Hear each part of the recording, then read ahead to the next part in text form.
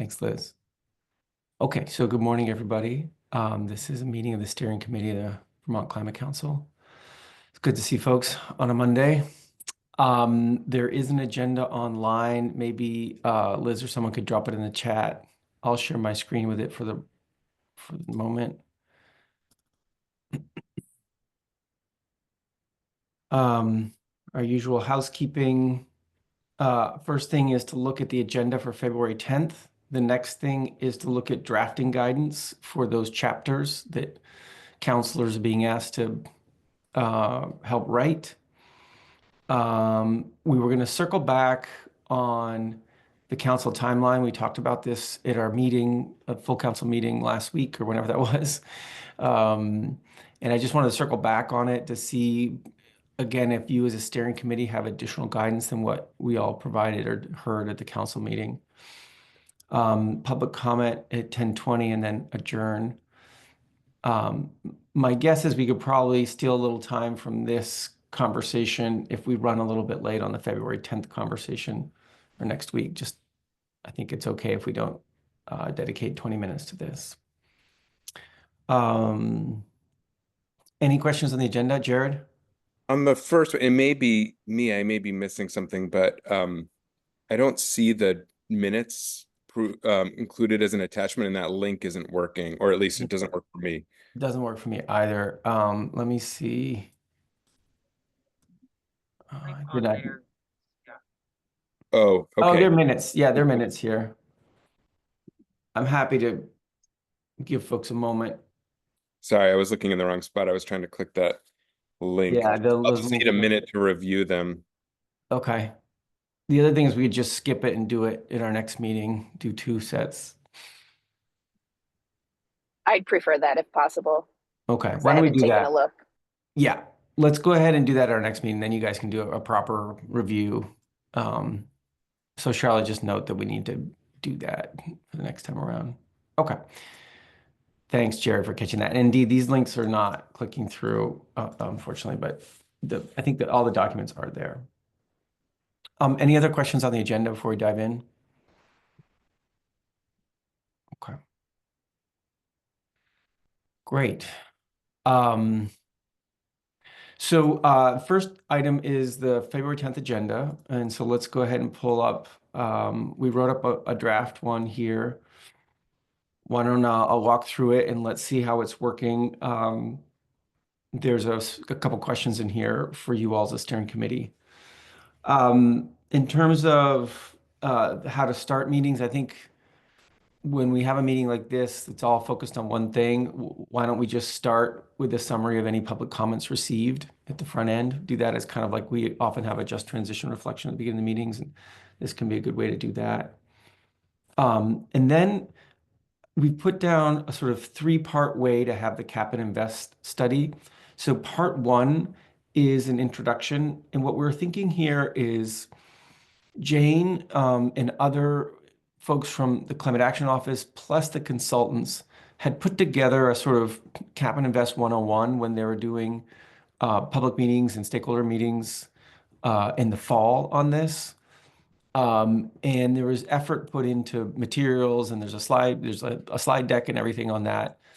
And Jane, I don't want to misspeak here, but essentially you and others and the consultant could do a 25-minute presentation that's sort of Cap and Invest 101 with the logic of not all counselors are super expert in this topic. And so everyone would benefit from some leveling up. But Jane, correct me if that's not accurate reflection. Please. Yeah, that makes sense. And I know probably for Secretary Moore and Jared, that will be a repeat. I think you've participated in the presentation, but I think it's a really important level set. As I think you'll probably remember from the fall, for folks who did see it, is it sort of not only gives the context about Cap and Invest broadly, but it gives some context of sort of like why we did this study and what the preceding work was from the Climate Council, as well as the other technical analyses. So hopefully and we debated, and you all can debate this now and decide if you think differently, but debated whether we should just share the YouTube video link to the meetings this fall, and encourage counselors to watch it ahead of time as the basis for the meeting, but figured it sets a high bar for people to do pre-work. And are pretty much going to build that in and repeat that presentation as part of the presentation next week. Yeah. Thanks, Jane. I see hands up. Secretary Moore. Yeah, I was just going to share when we have had similar sort of needs around the Clean Water Board, and one strategy we've tried, and I think it's been pretty effective, is actually to start the meeting a half an hour early for those who would like to see the presentation, including members of the public, and then actually adjourn or convene as the full council, or in that case, Clean Water Board, after the presentations have been made. And so it allows people to self-select, but effectively makes it part of the meeting.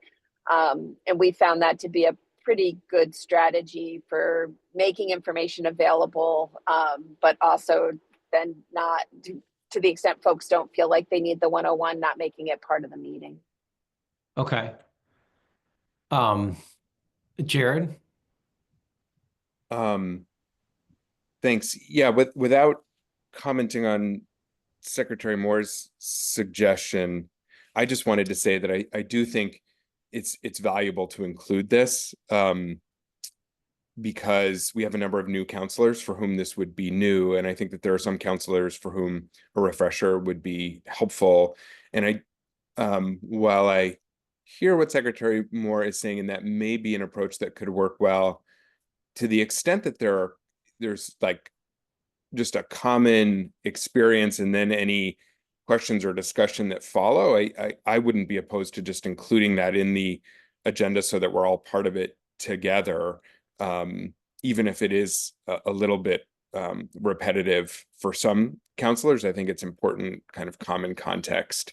So I wouldn't be opposed to certainly having this in there as it is, even including that video again and having everybody go through it together. I'm also not opposed to what Secretary Moore suggests, but I do think having some of this common context, especially for new counselors, and a refresher for others would be valuable. Thanks, Jared. Kelly? I agree with what Jared said, that I think this would be super helpful. And I do think having it be part of the meeting rather than something like, oh, please, this is your pre-work, is important, because having a captive audience to make sure that they really are internalizing some of this stuff, I think is really helpful. And while I totally understand what Secretary Moore is saying, because that can be really good, I have concerns that there are probably people who think they know all about this and maybe don't. And especially since what Jane was saying, some of this includes context of like why we did this study and things like that. Anyone who thinks they're an expert on Cap and Invest may still not know that context. And I think for us to all have a shared experience where we have the same presentation, hear the same language and the same rationale, will make it so we have a better conversation and we don't have as much like this communication or confusion going forward. Okay. That's really helpful, all these. And why don't we do this? Let's look at our timing of the agenda. And if we feel like the meeting works, then let's leave it more or less as is. If we're feeling the meeting's getting crushed for whatever reason, then we can maybe think about that, make it the half hour before something. Let's see let's look at our timings, and then you all can make a final decision how you feel about it. That sounds okay? Okay. All right, so part one is that it's sort of 101. Let's say it's a 25 minute presentation, and then 15 minutes of Q&A kind of thing, right? Sort of like round one. Round two, or part two, would be the results of the technical work. So the study's done, right? They have results, and the results fundamentally look at these scenarios of different prices, or I'm going to get these words wrong. So Jared and Jane, and Julie, but essentially different scenarios of the costs or the price levels and what that means for the carbon savings in Vermont and what it means for the costs of the program in Vermont. And so it's sort of a scenario analysis, which can be then married with the reality of what's available today for Vermont to join or not join. So that's the results of the technical work. And with time to ask the consultants questions, and we've left 50 minutes, better part of an hour for that. And then the final one is to say, okay, so what, right? It's like now we have information, we're sort of on the same page on this. What does this mean for the recommendations or what you as a council might be wanting to say about this? So this is the final conversation where you have a little discussion about the implications about how this shows up in your priority recommendations. Obviously with some caveats, like we talked about in the last council meeting about, this could change depending on what the legislature does. But Jared, go ahead, please. Thanks, David. Yeah, I just had some comments on this part 3 of the agenda.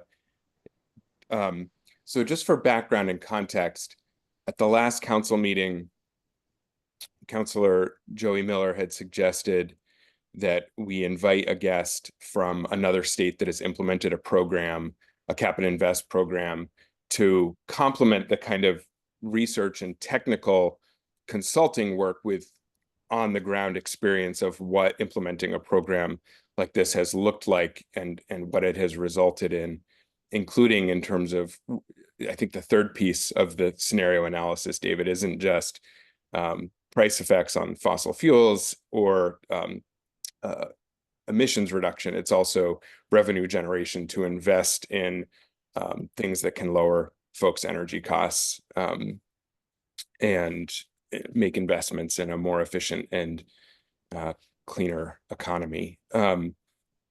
So based on that, at the last steering committee meeting, I was asked to reach out to Joey to see if she had an idea of a speaker who could present on a state experience implementing a Cap and Invest program. And she suggested Luke Martland. And Luke has a really interesting, I think he's in some ways the ideal speaker for us because he used to work in Vermont for the Office of Legislative Counsel. He was the lead implementer of Washington State's Cap and Invest program after he left Vermont.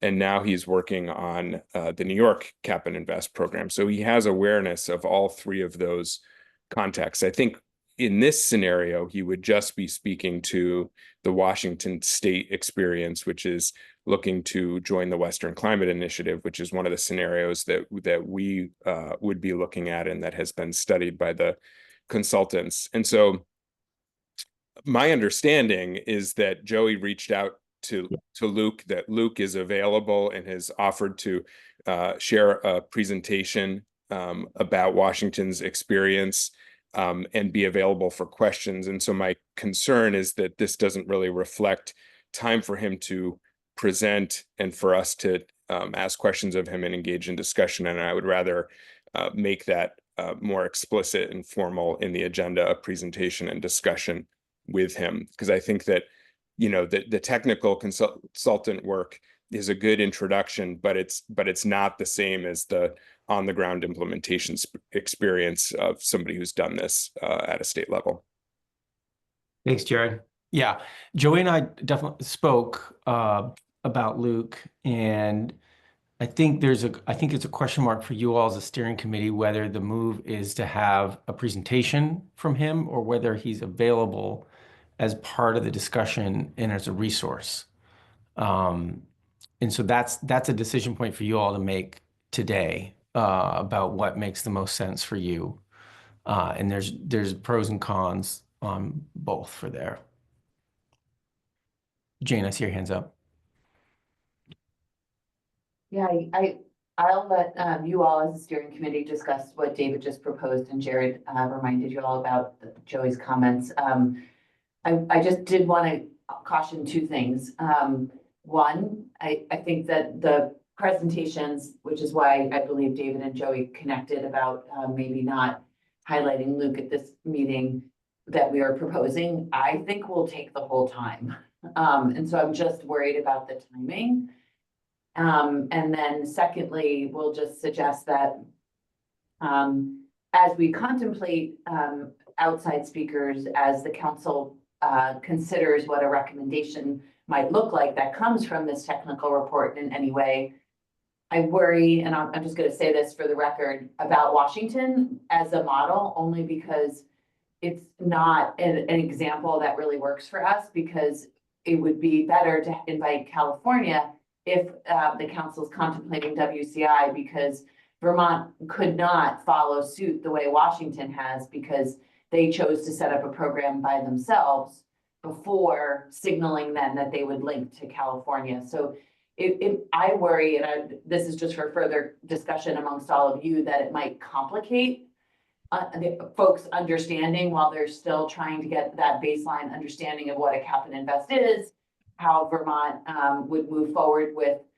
joining one. And if WCI is coming up as an option that you all are talking about, I would encourage us to talk about that with California, because Vermont's approach would be very different than Washington's, because we don't have the same scale of economy to stand up a program on our own, which is what I think there is consensus about from the council, that Vermont would need to directly link to a program. So I do just want to say that I both worry about the time, but even as you contemplate additional speakers in this space, worry that Washington might make folks confused about how Vermont, what the order of operations would look like for Vermont ever standing up a program. But again, others should talk about that. Thanks. Thanks, Jane. That's helpful. Yeah, so Jared, jump in. I want to hear from others as well, please. Yeah, I do think I heard the suggestion not as hear from Washington as the model to follow, but an example that is worthy of consideration. And while I agree, Jane, that the kind of administrative mechanism or the path might be different in our context, I think that there's a lot of information that is really relevant in terms of how revenues were invested and the and what effects those have had, especially when we talk about an equitable transition and how to focus investments on lower income and lower and middle income folks and disadvantaged communities.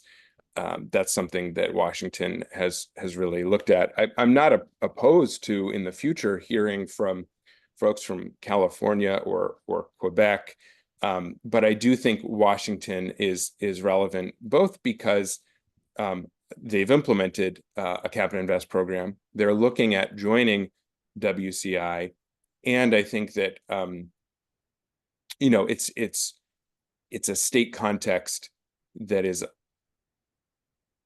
California is almost like its own country, and Washington, while a larger state than Vermont, I think the parallels are a little bit closer between Vermont and Washington than they would be Vermont and California.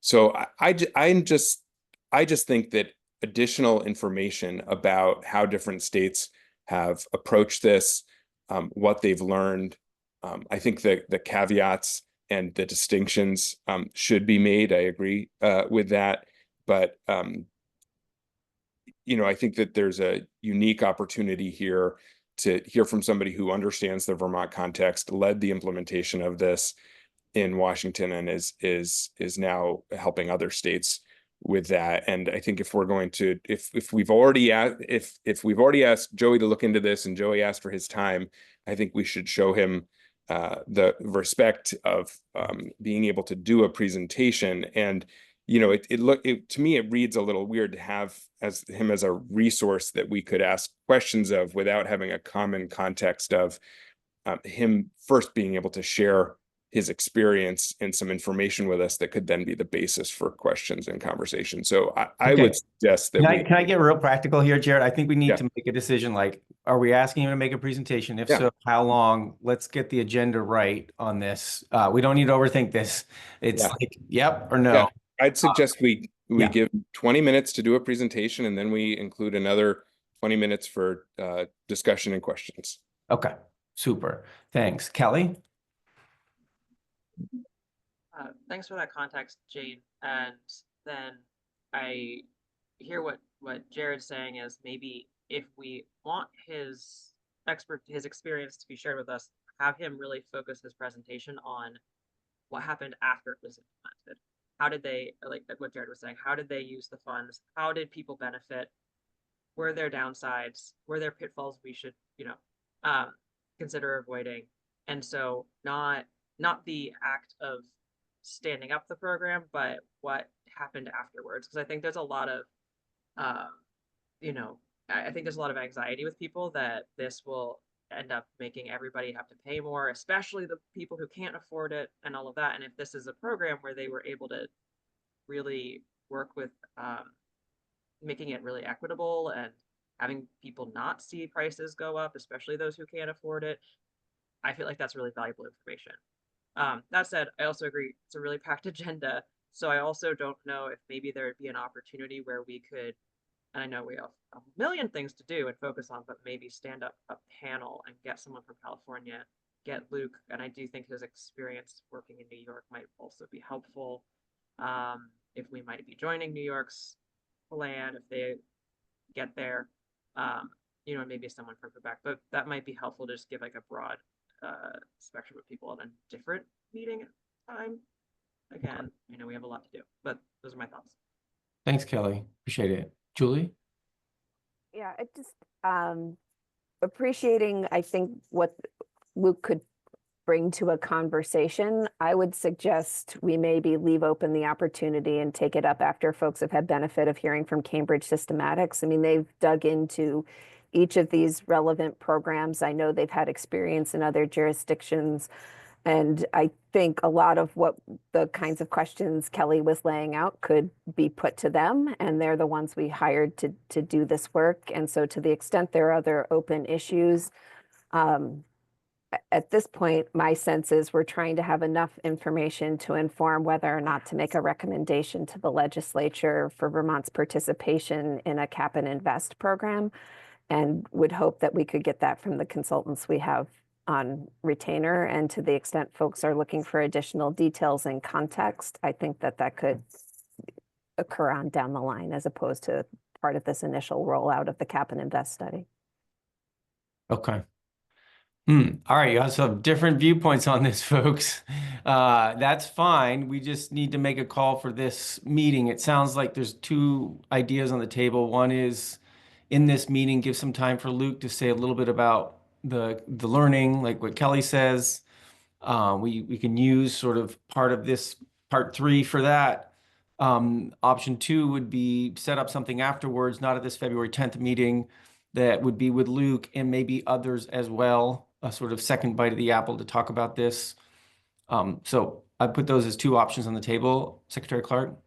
I was just going to say, David, I was thinking of the second option that you just laid out, the next week's meeting to focus on the kind of overview of the cap and invest study, and then hold a meeting with experts from other states till afterwards.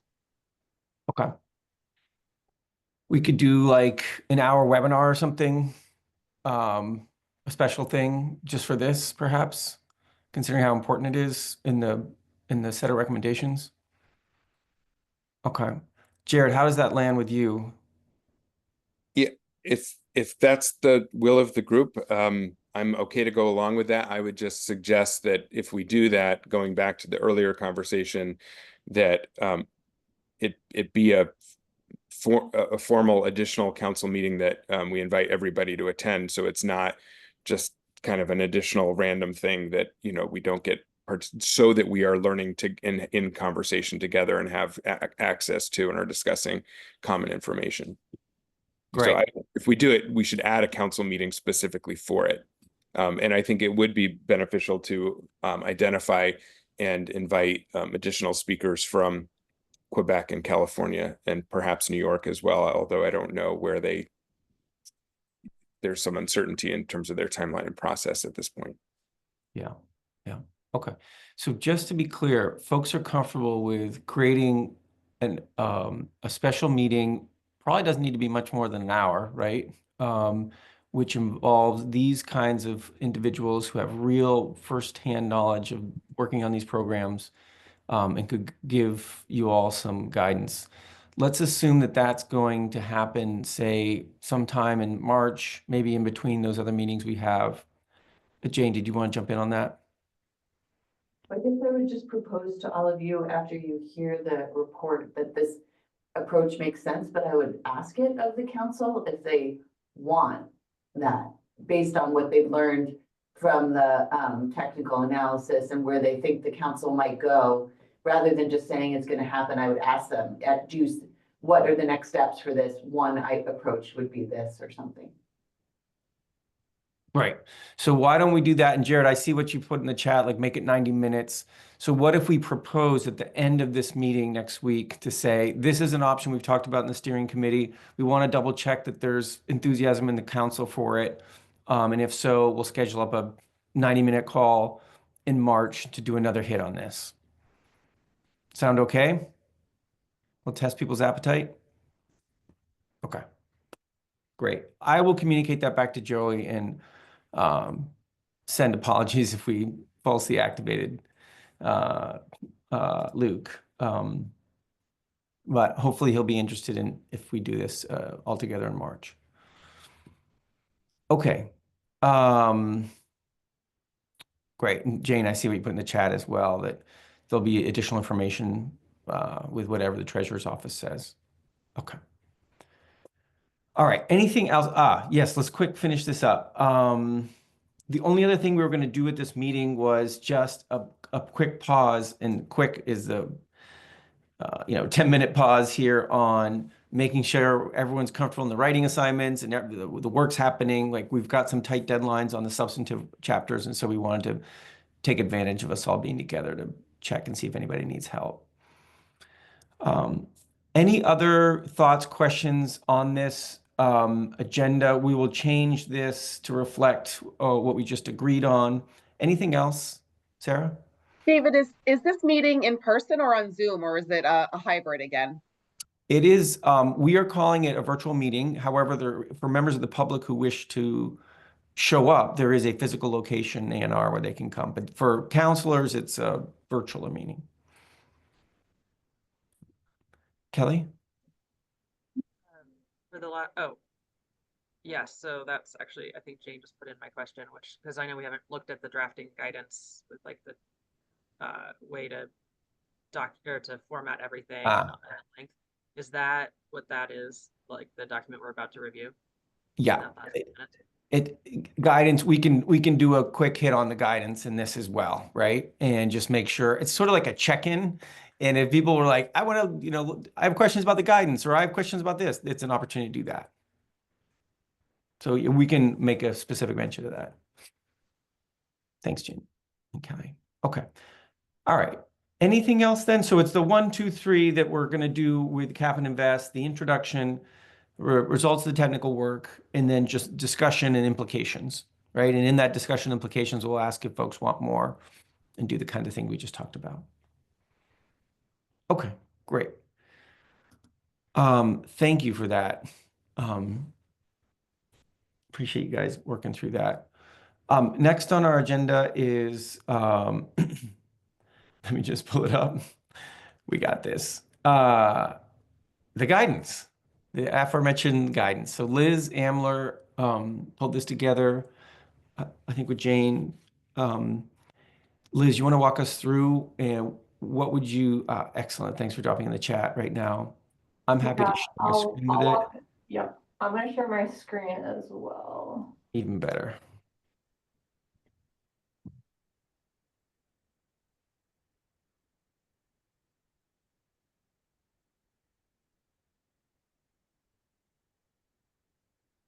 So this is the drafting guidance that, we'll have as that last piece at the council meeting, but just to walk through with you all now, when it comes to writing the chapters, this is the outline that folks are going to follow. First, there's kind of an overview of what's expected, and that is no more than 3 to 5 pages. It links to that outline assignments tab that you've all seen before, and I can show quickly right after this, but just shows like the chapter, who's responsible, and it has a column for word count as well.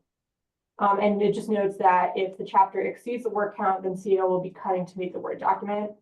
And it has steps in here to review the initial climate action plan, reminding folks that they don't need to start from scratch. There's much of the table setting here and context has been set, and to really work off from that initial work. And it goes through writing the story narrative, the rationale, the priority actions, but not having to state the priority actions word for word, and being able to refer that throughout the story narrative, and also explain what work needs to be done in order to accomplish these priorities. And then the rest of this document, for folks who worked in crafting the initial climate action plan, this is going to look very similar. This is really the formatting in terms of how to save it, title and headers, the font, and size, spacing, line numbers. And this is important for when we collect this all, making sure that everyone's on the same page in terms of direction and formatting. But that's an overview of the document. Any questions? I know, I realize people are seeing this for the first time right now. But I will say just really quickly, I think Liz hit on this, but up in that overarching guidance about drafting, we really wanted to try to remind people that a lot of this table setting, the context, which are now like coming through as a transportation chapter or resilience in the natural and working lands chapter, was done in the first cap, and really wanted to send people back to those chapters that sort of introduce the pathways, strategies, and actions in the initial cap, to say, start with this, like you did really nice table setting in the first cap, update it, and then use that to speak just to how you told the story about why the priority actions are the priority actions. And then what's different here is we got rid of like all that formatting, because we're not putting the pathways, strategies, and actions in the body of the cap this time. They're going to be a nice document at the end of the cap that's all there, printable, separate.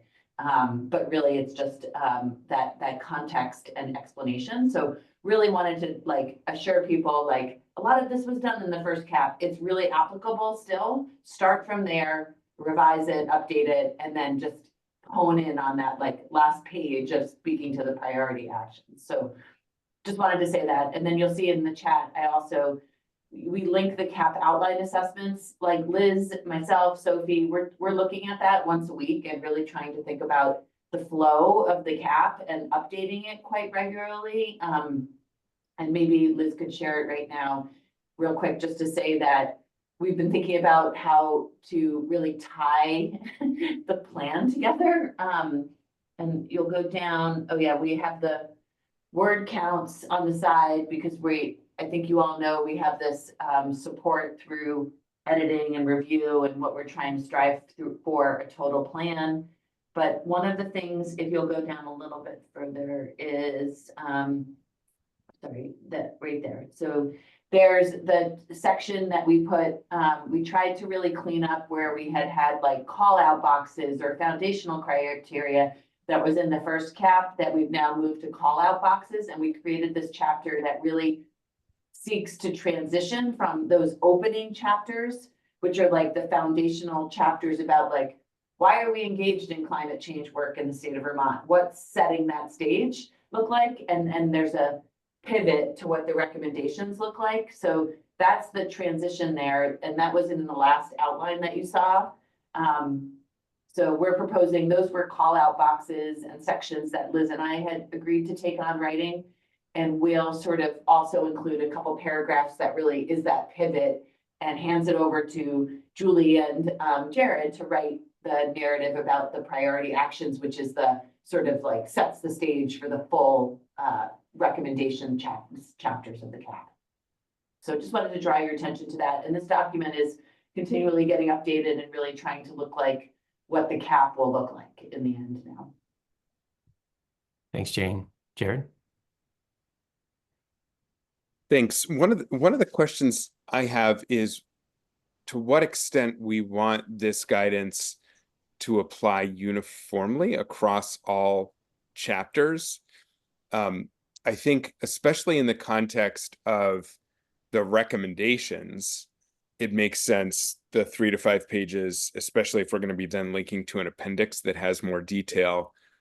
I will say, in my capacity with the Science and Data Subcommittee, you know, Leslie Ann Dupini-Giroux has been leading a writing group on climate and climate change in Vermont. There's been another writing group focused on health. And, you know, I think they started before this guidance was ready. In our last meeting, when I brought up the 3 to 5 pages question, they, you know, I don't want to misquote, but I think the sense was it's really not possible, or the product would not be as comprehensive and as good as possible if we limited the climate and climate change in Vermont kind of context setting chapter to only 3 to 5 pages. So Can I do a quick timeout? Because Yeah. the final column is a word count. And I think if Jane runs through it real quick, you'll see that there's a differentiated word count for what you're talking about, the climate and climate change in Vermont in the health section versus the word count for the substantive chapters coming out of the, you know, the okay, so recommendation. the 3 to 5 pages is not meant to be uniform then. No, you'll see. I think I'm just seeing this for the first time too, but Jared, you'll see if you scroll down a little bit, like 4,000 word count for the climate and climate change in Vermont. And what's the word count for the substantive chapters, Liz?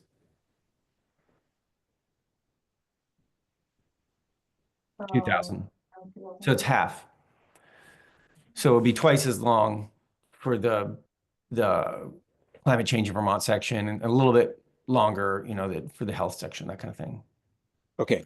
So I yeah, I think hear that that. impacts, yeah. Hopefully it's going to hit the mark, but I think the feedback, what you're saying is, listen, not everything will be 3 to 5 pages. I think that's the key message, right? But we are trying to be strict about page counts, and I'm happy to talk with Leslie Ann about her capacity and to shorten it, but we don't want the cap to, and I think we've said that as a steering committee and a council, we're trying to create a document that people have capacity to pick up and read. So yes, it's not hard and fast, but this is what gets us to our overarching goal in a way that felt like it was equitable across the different chapters.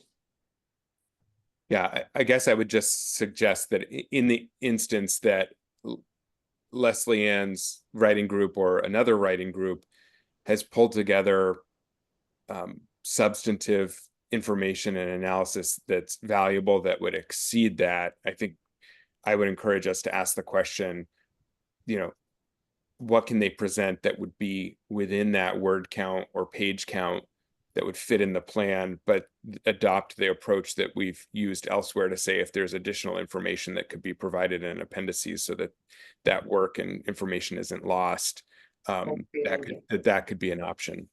Perfect, yes. That's And great. just so you know, one other comment, we did try to align the dates now. You'll see different dates with actual meetings that you all have on the calendar, thinking about first shot reviews of drafts and then like the final edit. So the dates you see in the column now aren't just like June 1st, they're May 16th instead of June 1st to get us to then have them posted and have a public meeting based on those dates and different things. So anyway, I just wanted to share why the updates and the dates too. Great. And the final thing, I'm sorry, one more thing is, since we've been talking about extra other meetings for the Cap and Invest, the land acknowledgement section, you all agreed needed to be updated. This time, we'll be reaching out to different representatives on the subcommittees who could lead that process for you all again. And our hope is that in the month of April, when you don't have any meetings scheduled, that we might be able to find a 1-hour time in April that the council could come together to update the land acknowledgement section.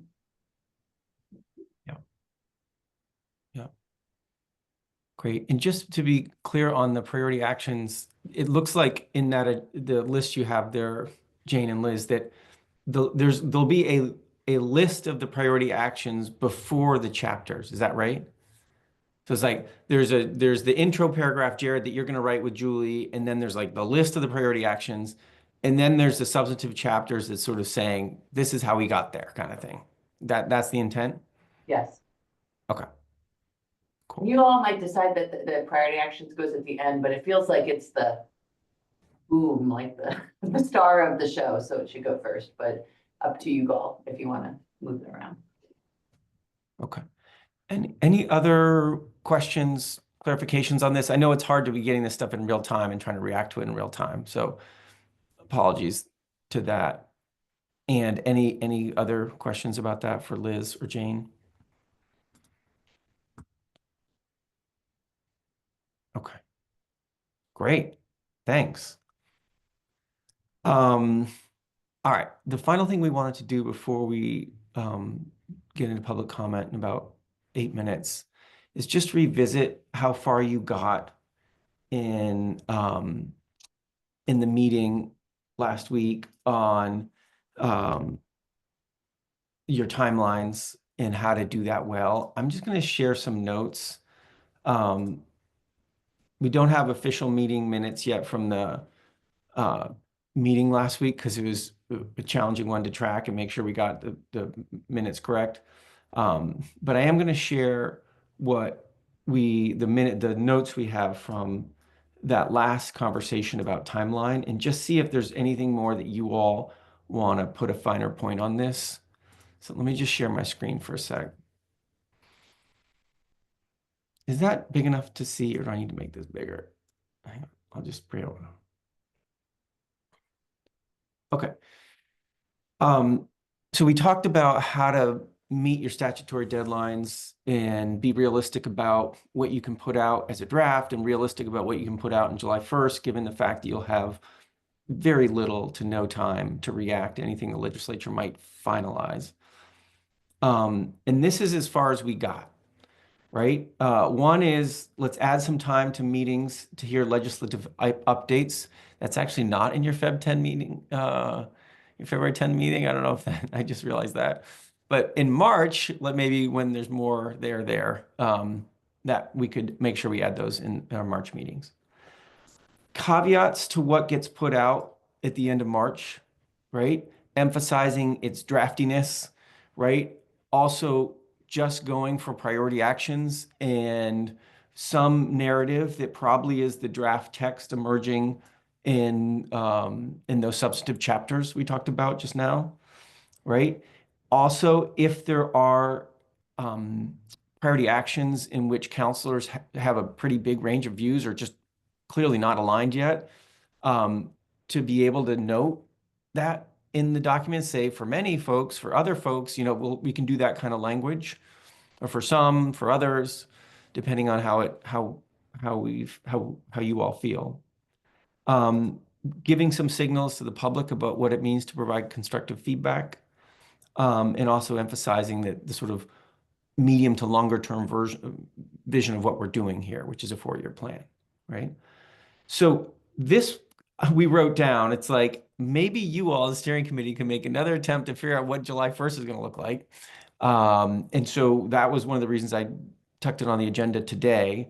Sort of the parting comment from you all, or at least from some of you last week was, first of all, we're statutorily required, you as a council, to meet your July 1st deadline. So who are you to change that, right?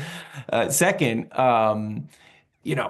do your best, right? And pick up the pieces later kind of thing, as far as I could tell, right? If the legislature drops some things that on your plate in the last minute. So I'm just curious if there's anything more that you all want to say about how you want to think about that July 1st deadline and what that endpoint looks like and how to not set ourselves up for, excessive frustration particularly in the month of June. Jared? Yeah, I continue to think that given that it is our statutory deadline, we should work to meet it. I'm uncomfortable. I would be uncomfortable approving minutes that had language like creative alternatives to the July 1st deadline issue. So I would suggest replacing that bullet point with this text. The steering committee will continue to monitor and discuss issues related to the July 1st deadline. I just don't want to suggest that we're trying to get around it or change it. Got it. There. Wrestle and accommodate. Yeah. Great. Yeah, and I appreciate that. And I think you're right. It's like you're not trying to send a signal of like end run. Like you're just trying to send a signal of this is messy, right? And that's going to require some thought. And in that spirit, Jared and others, I wonder if there's more to say about, playing out scenarios and how to address those now, right? Like just so there's not like a panic moment, a predictable panic in June, late May, June, if all of a sudden things are really changing quickly and we're like juggling balls. And I'm just curious what you want to say now. I mean, I think I can't foresee a scenario in which the legislature moves up the deadline. So I think as long as we work towards the deadline, and I think we have a good plan for that. I don't see why there would be panic in a scenario in which the deadline is moved and we get additional time, then that gives more room and time. So I think to avoid any tightness or panic, we just work with what the law says now, and we work towards that July 1st deadline. And if we get more time or decide that we need to make additional addendums or add to that as additional information becomes available post July 1st, then we will. Okay.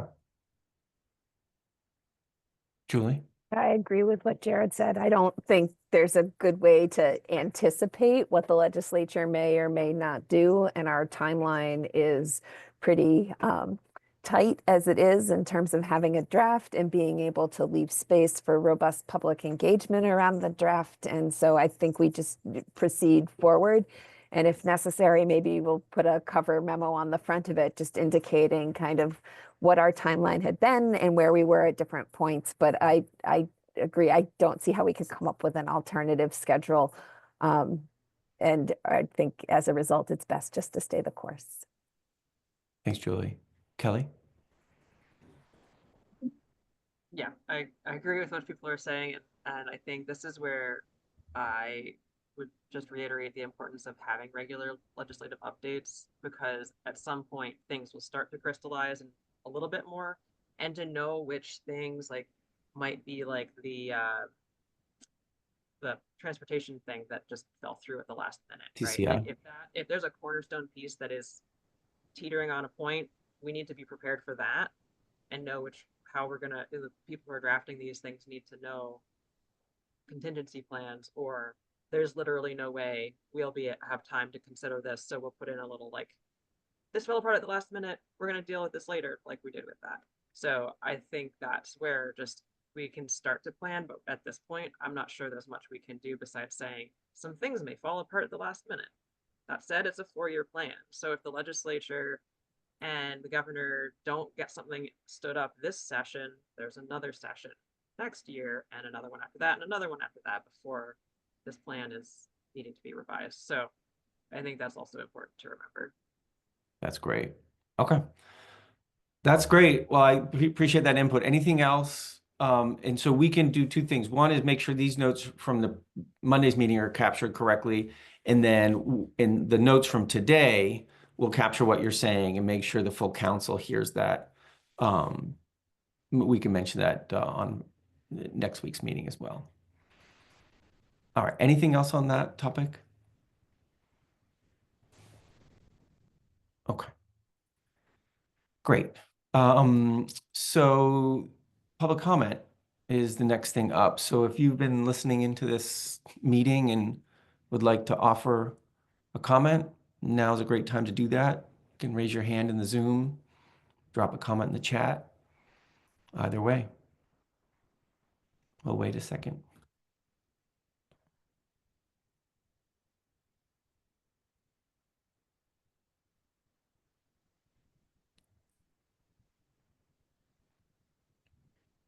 I think all members of the public just exited the room. Okay. All right. So I think that's it. Anything else, folks, before we finish up today?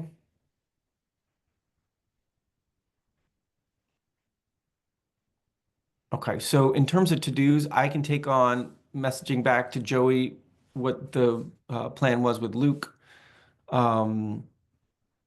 And what else? Jane and Liz, is it going to be possible to get materials out ahead of time for next Monday's meeting? Whether it's the 101 slides or whatever the consultants are going to present, is it possible to push those out? Yeah, we have the final technical report, so we were planning to share that to the TAC today, the Technical Advisory Committee. And so we can just share it with the full council today. The slides, we're going to review and meet with the consultants on Wednesday about them. So I think they can be posted after Wednesday. That'd be great. Okay. Super. Okay. And then I owe folks a more definitive February 10 agenda, and if I get that to you today, Liz and Jane that can go out today to everybody with the materials. Okay. Great. Super. All right. I think that's it, folks. Have a good Monday. See everyone next Monday. Yeah. Take care.